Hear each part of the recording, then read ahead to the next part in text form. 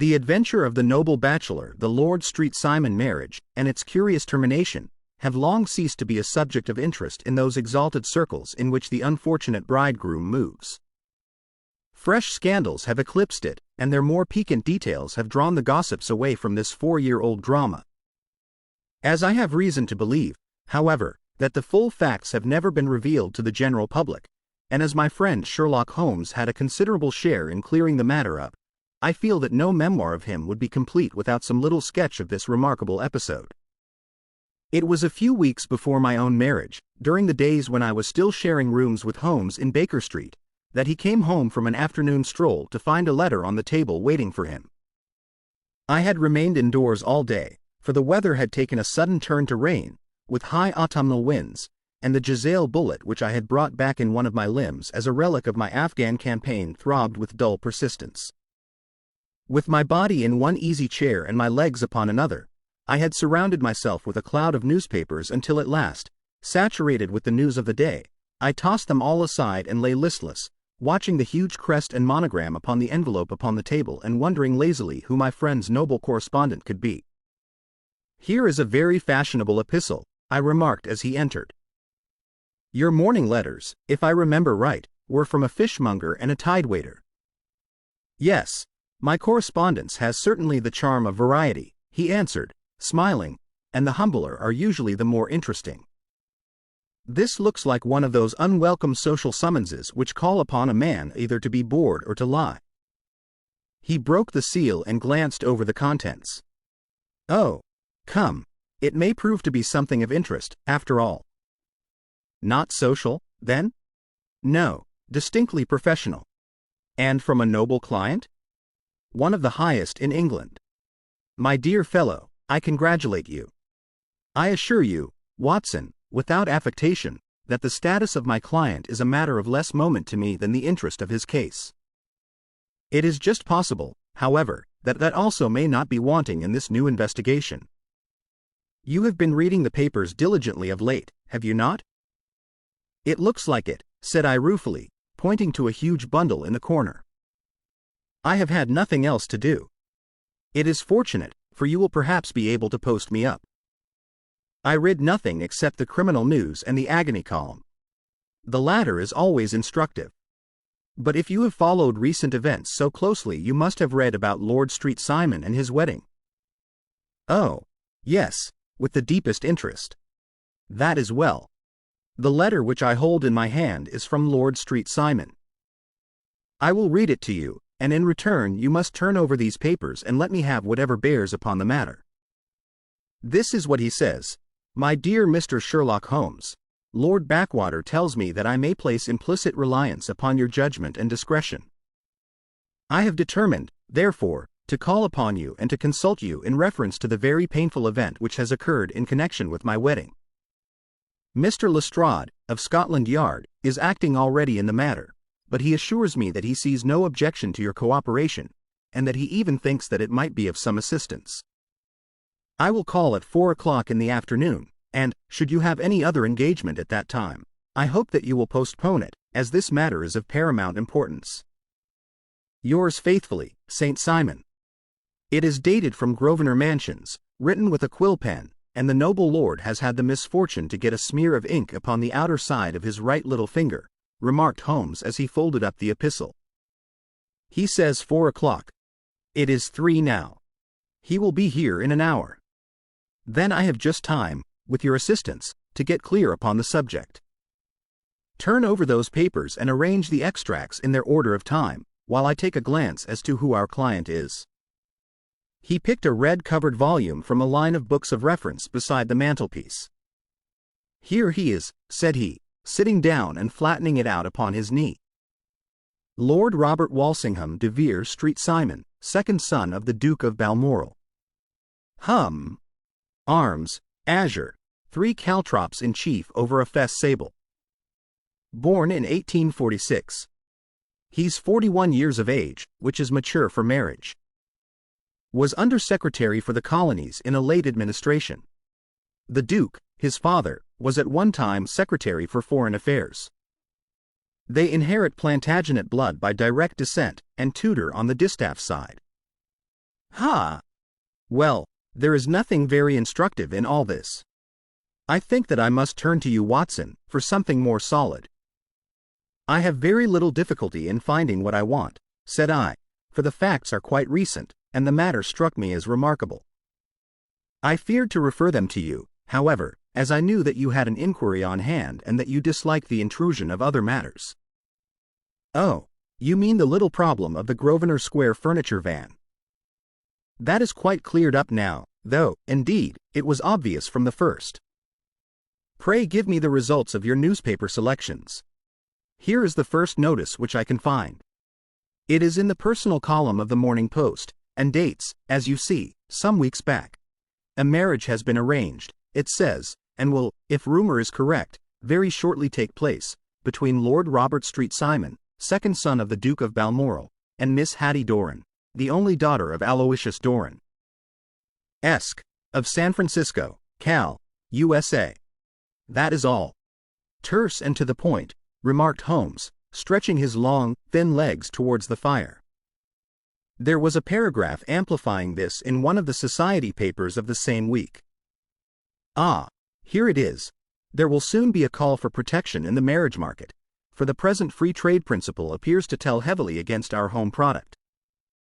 One by one, the management of the noble houses of Great Britain is passing into the hands of our fair cousins from across the Atlantic. An important addition has been made during the last week to the list of the prizes which have been borne away by these charming invaders. Lord Street Simon, who has shown himself for over 20 years proof against the little god's arrows, has now definitely announced his approaching marriage with Miss Hattie Doran, the fascinating daughter of a California millionaire. Miss Doran, whose graceful figure and striking face attracted much attention at the Westbury House festivities, is an only child, and it is currently reported that her dowry will run to considerably over the 6 figures, with expectancies for the future. As it is an open secret that the Duke of Balmoral has been compelled to sell his pictures within the last few years, and as Lord Street Simon has no property of his own save the small estate of Birchmoor, it is obvious that the Californian heiress is not the only gainer by an alliance which will enable her to make the easy and common transition from a Republican lady to a British peeress. Anything else? Asked Holmes, yawning. Oh, yes, plenty. Then there is another note in the Morning Post to say that the marriage would be an absolutely quiet one, that it would be at St. George's, Hanover Square, that only half a dozen intimate friends would be invited, and that the party would return to the furnished house at Lancaster Gate which has been taken by Mr. Aloysius Doran. 2 days later, that is, on Wednesday last, there is a curt announcement that the wedding had taken place, and that the honeymoon would be passed at Lord Backwater's place, near Petersfield. Those are all the notices which appeared before the disappearance of the bride. Before the what? Asked Holmes with a start. The vanishing of the lady. When did she vanish, then? At the wedding breakfast. Indeed. This is more interesting than it promised to be, quite dramatic, in fact. Yes, it struck me as being a little out of the common. They often vanish before the ceremony, and occasionally during the honeymoon, but I cannot call to mind anything quite so prompt as this. Pray let me have the details. I warn you that they are very incomplete. Perhaps we may make them less so.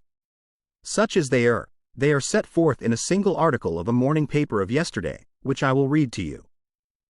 It is headed, Singular Occurrence at a Fashionable Wedding. The family of Lord Robert Street Simon has been thrown into the greatest consternation by the strange and painful episodes which have taken place in connection with his wedding. The ceremony, as shortly announced in the papers of yesterday, occurred on the previous morning, but it is only now that it has been possible to confirm the strange rumors which have been so persistently floating about. In spite of the attempts of the friends to hush the matter up, so much public attention has now been drawn to it that no good purpose can be served by affecting to disregard what is a common subject for conversation.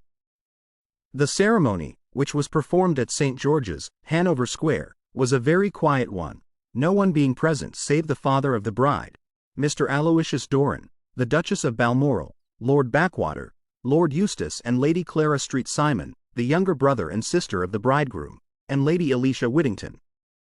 The whole party proceeded afterwards to the house of Mr. Aloysius Doran, at Lancaster Gate, where breakfast had been prepared. It appears that some little trouble was caused by a woman, whose name has not been ascertained, who endeavored to force her way into the house after the bridal party, alleging that she had some claim upon Lord Street Simon. It was only after a painful and prolonged scene that she was ejected by the butler and the footman.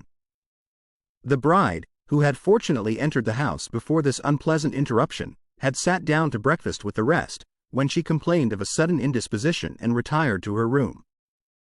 Her prolonged absence having caused some comment, her father followed her, but learned from her maid that she had only come up to her chamber for an instant, caught up an ulster and bonnet, and hurried down to the passage.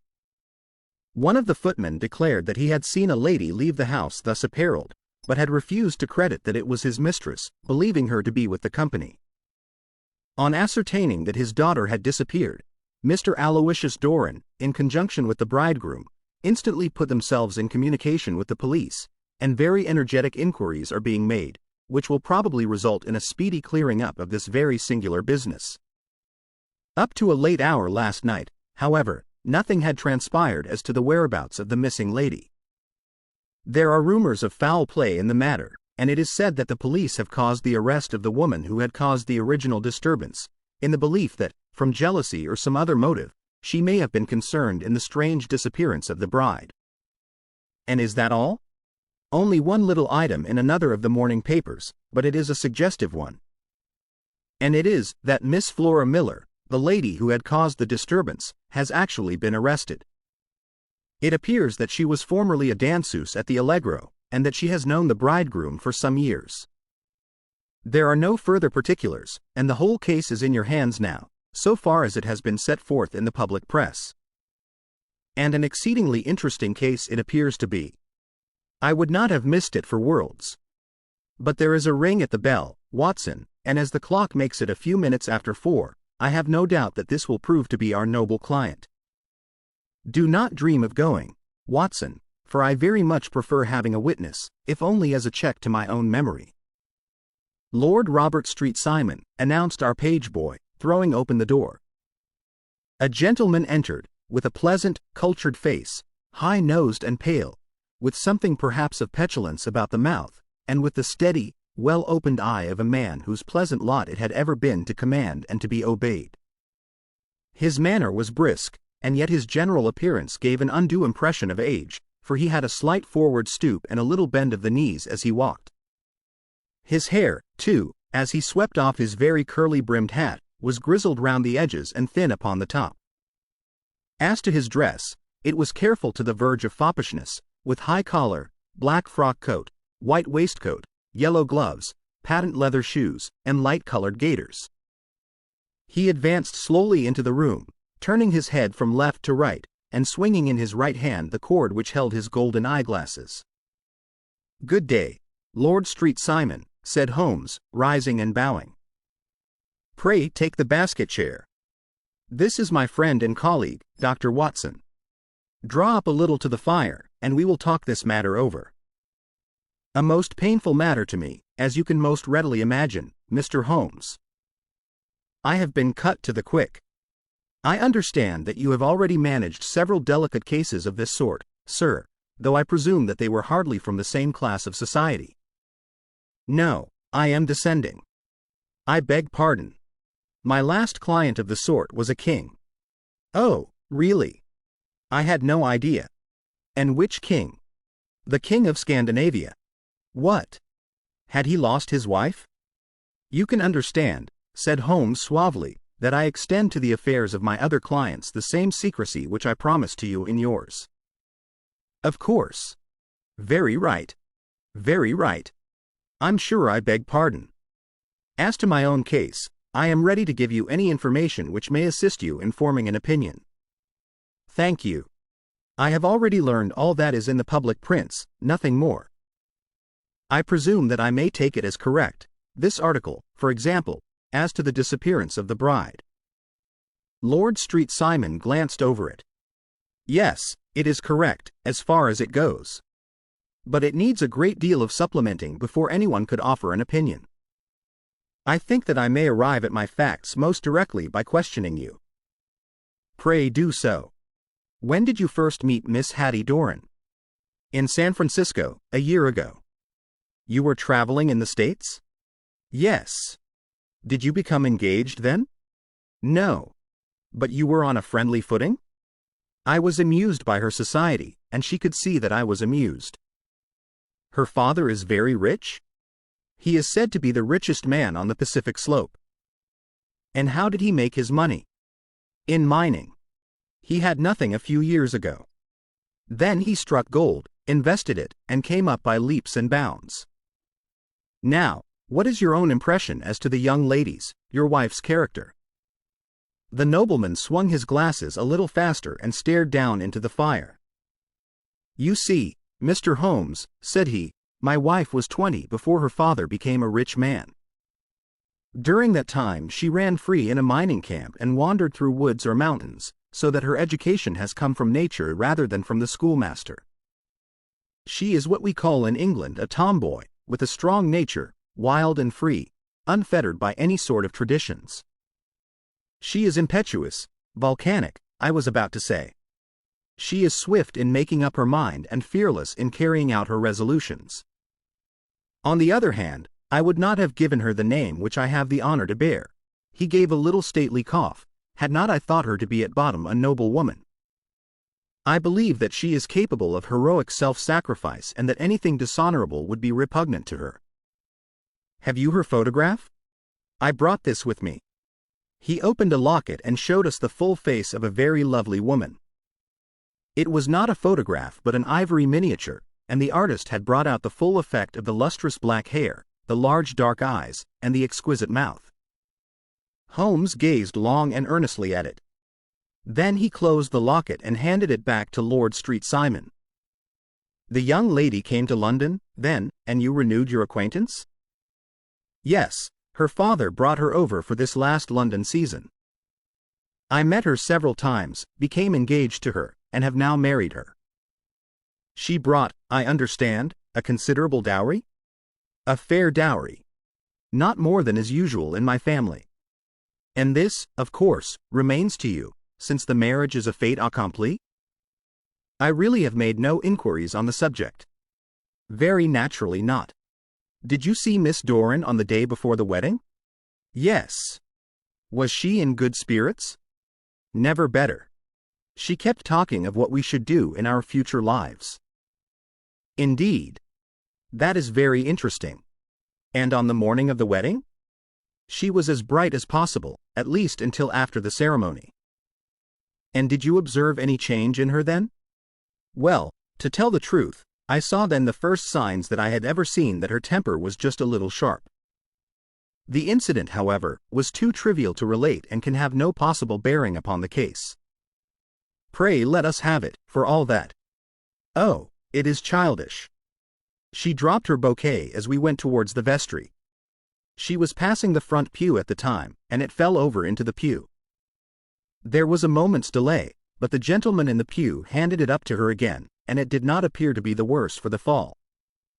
Yet when I spoke to her of the matter, she answered me abruptly, and in the carriage, on our way home, she seemed absurdly agitated over this trifling cause. Indeed.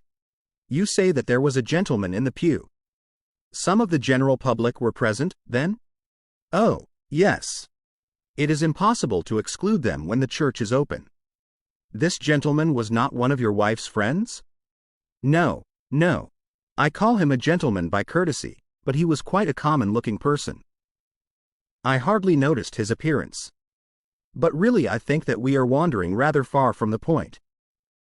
Lady Street Simon, then, returned from the wedding in a less cheerful frame of mind than she had gone to it. What did she do on re-entering her father's house? I saw her in conversation with her maid. And who is her maid? Alice is her name. She is an American and came from California with her. A confidential servant? A little too much so. It seemed to me that her mistress allowed her to take great liberties. Still, of course, in America they look upon these things in a different way. How long did she speak to this Alice? Oh, a few minutes. I had something else to think of. You did not overhear what they said? Lady Street Simon said something about jumping a claim. She was accustomed to use slang of the kind. I have no idea what she meant. American slang is very expressive sometimes. And what did your wife do when she finished speaking to her maid? She walked into the breakfast room. On your arm? No, alone. She was very independent in little matters like that. Then, after we had sat down for 10 minutes or so, she rose hurriedly, muttered some words of apology, and left the room. She never came back. But this maid, Alice, as I understand, deposes that she went to her room, covered her bride's dress with a long ulster, put on a bonnet, and went out. Quite so. And she was afterwards seen walking into Hyde Park in company with Flora Miller, a woman who is now in custody, and who had already made a disturbance at Mr. Doran's house that morning. Ah, yes. I should like a few particulars as to this young lady, and your relations to her. Lord Street Simon shrugged his shoulders and raised his eyebrows. We have been on a friendly footing for some years, I may say on a very friendly footing. She used to be at the Allegro.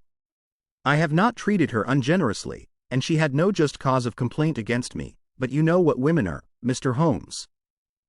Flora was a dear little thing, but exceedingly hot-headed and devotedly attached to me. She wrote me dreadful letters when she heard that I was about to be married, and, to tell the truth, the reason why I had the marriage celebrated so quietly was that I feared lest there might be a scandal in the church. She came to Mr. Doran's door just after we returned, and she endeavored to push her way in, uttering very abusive expressions towards my wife, and even threatening her, but I had foreseen the possibility of something of the sort, and I had 2 police fellows there in private clothes, who soon pushed her out again. She was quiet when she saw that there was no good in making a row. Did your wife hear all this? No, thank goodness, she did not. And she was seen walking with this very woman afterwards? Yes. That is what Mr. Lestrade, of Scotland Yard, looks upon as so serious. It is thought that Flora decoyed my wife out and laid some terrible trap for her. Well, it is a possible supposition. You think so, too? I did not say a probable one. But you do not yourself look upon this as likely? I do not think Flora would hurt a fly. Still, jealousy is a strange transformer of characters. Pray, what is your own theory as to what took place? Well, really, I came to seek a theory, not to propound one. I have given you all the facts. Since you ask me, however, I may say that it has occurred to me as possible that the excitement of this affair, the consciousness that she had made so immense a social stride, had the effect of causing some little nervous disturbance in my wife. In short, that she had become suddenly deranged? Well, really, when I consider that she has turned her back, I will not say upon me, but upon so much that many have aspired to without success, I can hardly explain it in any other fashion. Well, certainly that is also a conceivable hypothesis, said Holmes, smiling. And now, Lord Street Simon, I think that I have nearly all my data. May I ask whether you were seated at the breakfast table so that you could see out of the window? We could see the other side of the road and the park. Quite so. Then I do not think that I need to detain you longer. I shall communicate with you. Should you be fortunate enough to solve this problem, said our client, rising. I have solved it. Eh? What was that? I say that I have solved it. Where, then, is my wife? That is a detail which I shall speedily supply. Lord Street Simon shook his head. I am afraid that it will take wiser heads than yours or mine, he remarked, and bowing in a stately, old-fashioned manner he departed. It is very good of Lord Street Simon to honor my head by putting it on a level with his own, said Sherlock Holmes, laughing. I think that I shall have a whiskey and soda and a cigar after all this cross-questioning. I had formed my conclusions as to the case before our client came into the room. My dear Holmes, I have notes of several similar cases, though none, as I remarked before, which were quite as prompt. My whole examination served to turn my conjecture into a certainty. Circumstantial evidence is occasionally very convincing, as when you find a trout in the milk, to quote Thoreau's example. But I have heard all that you have heard. Without, however, the knowledge of pre-existing cases which serves me so well. There was a parallel instance in Aberdeen some years back, and something on very much the same lines at Munich the year after the Franco-Prussian War. It is one of these cases, but, hello, here is Lestrade. Good afternoon, Lestrade. You will find an extra tumbler upon the sideboard, and there are cigars in the box. The official detective was attired in a pea jacket and cravat, which gave him a decidedly nautical appearance, and he carried a black canvas bag in his hand. With a short greeting he seated himself and lit the cigar which had been offered to him. "What's up, then?" asked Holmes with a twinkle in his eye. "You look dissatisfied." "And I feel dissatisfied. It is this infernal St. Simon marriage case. I can make neither head nor tail of the business." "Really? You surprise me. Who ever heard of such a mixed affair? Every clue seems to slip through my fingers. I have been at work upon it all day." "And very wet it seems to have made you," said Holmes, laying his hand upon the arm of the pea jacket. "Yes, I have been dragging the Serpentine." "In heaven's name, what for?" "In search of the body of Lady Street Simon." Sherlock Holmes leaned back in his chair and laughed heartily. "Have you dragged the basin of Trafalgar Square fountain?" he asked. "Why? What do you mean?" "Because you have just as good a chance of finding this lady in the one as in the other." Lestrade shot an angry glance at my companion. "I suppose you know all about it," he snarled. "Well, I have only just heard the facts, but my mind is made up." "Oh, indeed. Then you think that the Serpentine plays no part in the matter?" "I think it very unlikely." "Then perhaps you will kindly explain how it is that we found this in it." He opened his bag as he spoke, and tumbled onto the floor a wedding dress of watered silk, a pair of white satin shoes and a bride's wreath and veil, all discolored and soaked in water. "There," said he, putting a new wedding ring upon the top of the pile. "There is a little nut for you to crack, Master Holmes." "Oh, indeed," said my friend, blowing blue rings into the air. "You dragged them from the Serpentine?" "No. They were found floating near the margin by a park keeper. They have been identified as her clothes, and it seemed to me that if the clothes were there the body would not be far off. By the same brilliant reasoning, every man's body is to be found in the neighborhood of his wardrobe." "And pray what did you hope to arrive at through this?" "At some evidence implicating Flora Miller in the disappearance." "I am afraid that you will find it difficult." "Are you, indeed, now?" cried Lestrade with some bitterness. "I am afraid, Holmes, that you are not very practical with your deductions and your inferences. You have made 2 blunders in as many minutes. This dress does implicate Miss Flora Miller." "And how?" "In the dress is a pocket. In the pocket is a card case. In the card case is a note. And here is the very note." He slapped it down upon the table in front of him. "Listen to this. You will see me when all is ready. Come at once. FHM. Now my theory all along has been that Lady Street Simon was decoyed away by Flora Miller, and that she, with confederates, no doubt, was responsible for her disappearance. Here, signed with her initials, is the very note which was no doubt quietly slipped into her hand at the door and which lured her within their reach." "Very good, Lestrade," said Holmes, laughing. "You really are very fine indeed. Let me see it." He took up the paper in a listless way, but his attention instantly became riveted, and he gave a little cry of satisfaction. "This is indeed important," said he. "Ha! You find it so?" "Extremely so. I congratulate you warmly." Lestrade rose in his triumph and bent his head to look. "Why," he shrieked, "you're looking at the wrong side. On the contrary, this is the right side." "The right side? You're mad. Here is the note written in pencil over here. And over here is what appears to be the fragment of a hotel bill, which interests me deeply." "There's nothing in it." "I looked at it before," said Lestrade. "October 4th, rooms 8s, breakfast 2s. 6D, cocktail 1s, lunch 2s. 6D, glass sherry, 8D. I see nothing in that." "Very likely not. It is most important, all the same." As to the note, it is important also, or at least the initials are, so I congratulate you again." "I've wasted time enough," said Lestrade, rising. "I believe in hard work and not in sitting by the fire spinning fine theories. Good day, Mr. Holmes, and we shall see which gets to the bottom of the matter first." He gathered up the garments, thrust them into the bag, and made for the door. "Just one hint to you, Lestrade," drawled Holmes before his rival vanished. "I will tell you the true solution of the matter. Lady Street Simon is a myth. There is not, and there never has been, any such person." Lestrade looked sadly at my companion.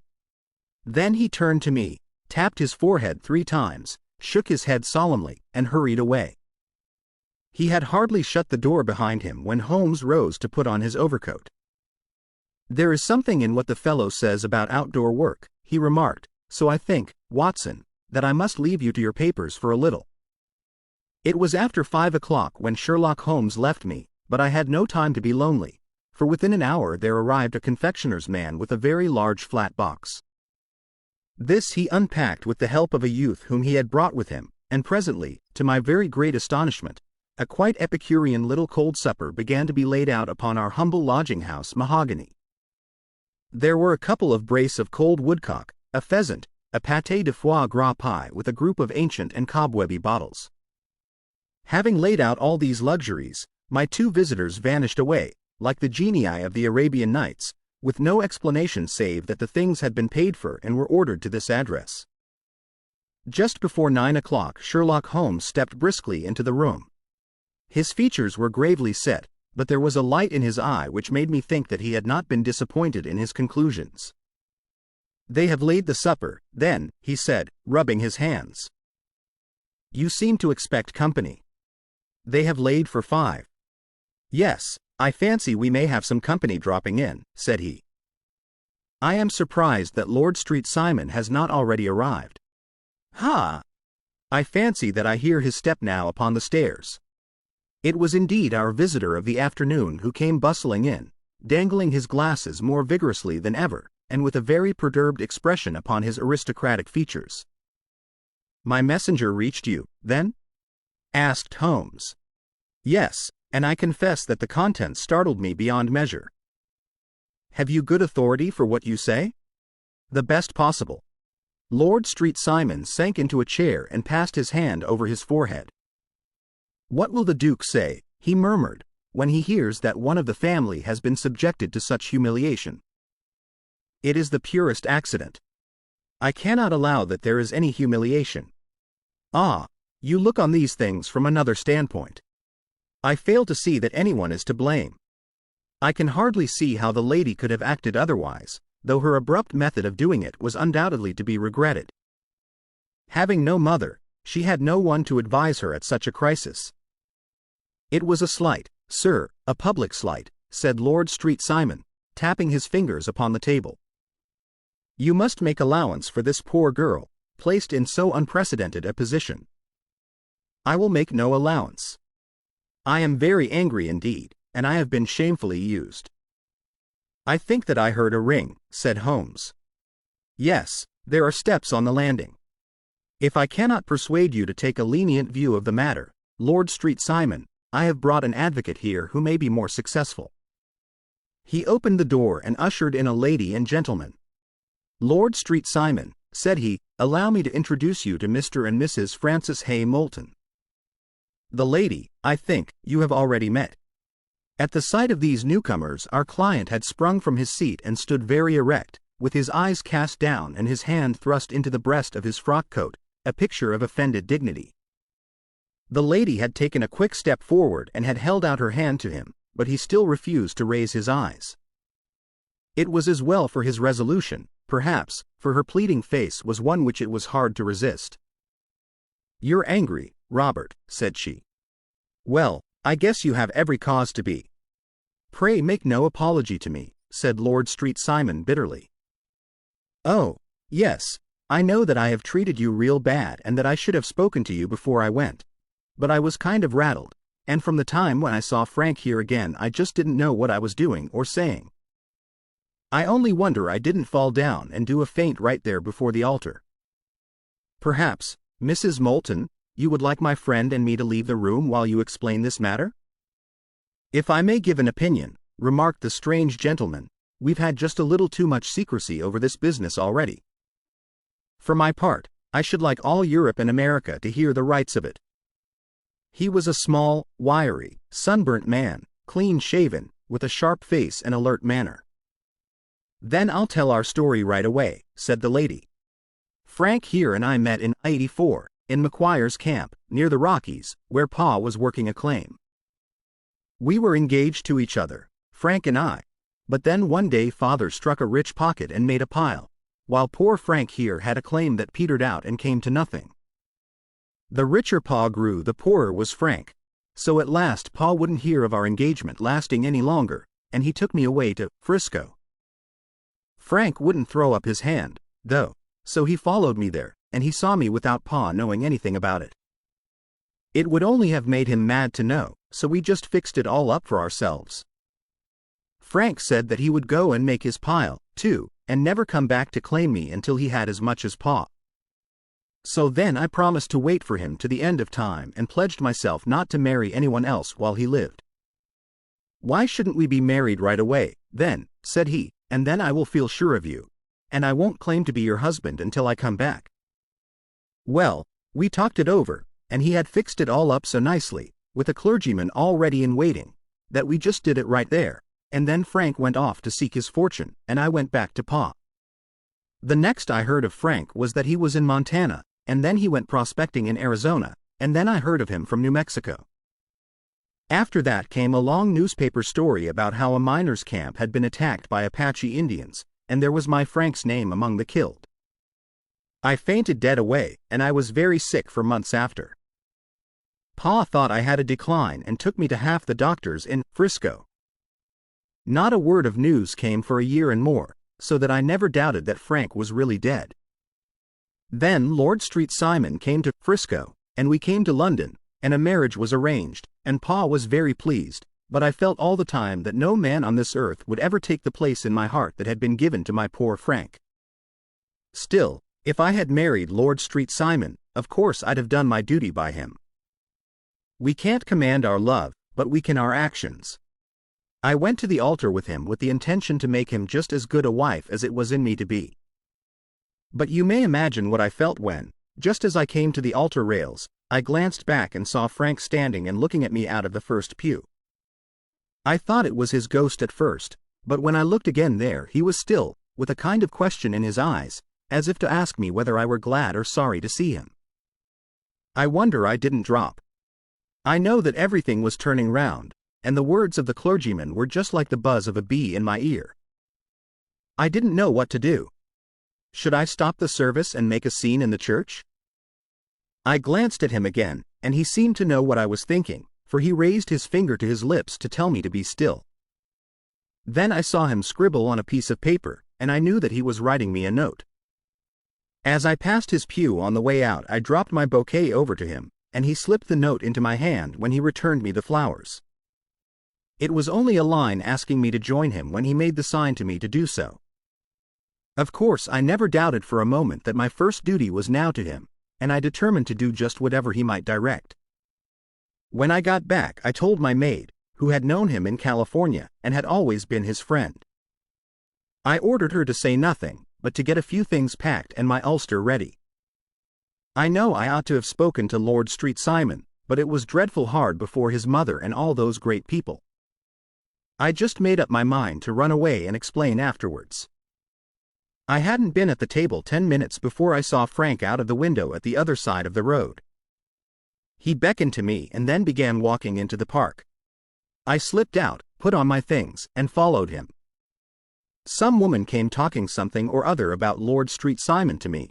Seemed to me from the little I heard as if he had a little secret of his own before marriage also, but I managed to get away from her and soon overtook Frank. We got into a cab together, and away we drove to some lodgings he had taken in Gordon Square, and that was my true wedding after all those years of waiting. Frank had been a prisoner among the Apaches, had escaped, came on to Frisco, found that I had given him up for dead and had gone to England, followed me there, and had come upon me at last on the very morning of my second wedding. I saw it in a paper, explained the American. It gave the name and the church but not where the lady lived. Then we had a talk as to what we should do, and Frank was all for openness, but I was so ashamed of it all that I felt as if I should like to vanish away and never see any of them again. Just sending a line to Pa, perhaps, to show him that I was alive. It was awful to me to think of all those lords and ladies sitting round that breakfast table and waiting for me to come back. So Frank took my wedding clothes and things and made a bundle of them, so that I should not be traced, and dropped them away somewhere where no one could find them. It is likely that we should have gone on to Paris tomorrow, only that this good gentleman, Mr. Holmes, came round to us this evening, though how he found us is more than I can think, and he showed us very clearly and kindly that I was wrong and that Frank was right, and that we should be putting ourselves in the wrong if we were so secret. Then he offered to give us a chance of talking to Lord Street Simon alone, and so we came right away round to his rooms at once. Now, Robert, you have heard it all, and I am very sorry if I have given you pain, and I hope that you do not think very meanly of me. Lord Street Simon had by no means relaxed his rigid attitude, but had listened with a frowning brow and a compressed lip to this long narrative. "Excuse me," he said, "but it is not my custom to discuss my most intimate personal affairs in this public manner." "Then you won't forgive me? You won't shake hands before I go?" "Oh, certainly, if it would give you any pleasure." He put out his hand and coldly grasped that which she extended to him. "I had hoped," suggested Holmes, "that you would have joined us in a friendly supper." "I think that there you ask a little too much," responded his lordship. "I may be forced to acquiesce in these recent developments, but I can hardly be expected to make merry over them. I think that with your permission I will now wish you all a very good night." He included us all in a sweeping bow and stalked out of the room. "Then I trust that you at least will honor me with your company," said Sherlock Holmes. "It is always a joy to meet an American, Mr. Moulton, for I am one of those who believe that the folly of a monarch and the blundering of a minister in far-gone years will not prevent our children from being some day citizens of the same world-wide country under a flag which shall be a quartering of the Union Jack with the stars and stripes." "The case has been an interesting one," remarked Holmes when our visitors had left us, "because it serves to show very clearly how simple the explanation may be of an affair which at first sight seems to be almost inexplicable. Nothing could be more natural than the sequence of events as narrated by this lady, and nothing stranger than the result when viewed, for instance, by Mr. Lestrade of Scotland Yard." "You were not yourself at fault at all, then?" "From the first, two facts were very obvious to me, the one that the lady had been quite willing to undergo the wedding ceremony, the other that she had repented of it within a few minutes of returning home. Obviously something had occurred during the morning, then, to cause her to change her mind. What could that something be? She could not have spoken to anyone when she was out, for she had been in the company of the bridegroom. Had she seen someone, then? If she had, it must be someone from America, because she had spent so short a time in this country that she could hardly have allowed anyone to acquire so deep an influence over her that the mere sight of him would induce her to change her plans so completely. You see, we have already arrived, by a process of exclusion, at the idea that she might have seen an American. Then who could this American be, and why should he possess so much influence over her? It might be a lover, it might be a husband. Her young womanhood had, I knew, been spent in rough scenes and under strange conditions. So far I had got before I ever heard Lord Street Simon's narrative.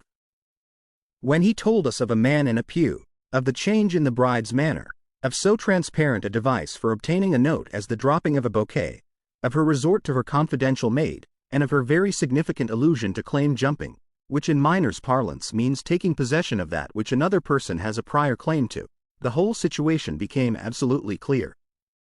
She had gone off with a man, and the man was either a lover or was a previous husband, the chances being in favor of the latter. And how in the world did you find them? It might have been difficult, but friend Lestrade held information in his hands the value of which he did not himself know.